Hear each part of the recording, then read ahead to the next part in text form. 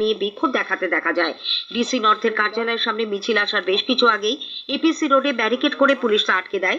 এই নিয়ে পুলিশের সঙ্গে কংগ্রেস কর্মী সমর্থকদের কার্যত ধস্তাধস্তি বেঁধে যায়। বিক্ষোভকারীরা নগরপালের পদত্যাগের দাবি জানানোর পাশাপাশি উই ওয়ান্ট জাস্টিস স্লোগান দিতে থাকেন।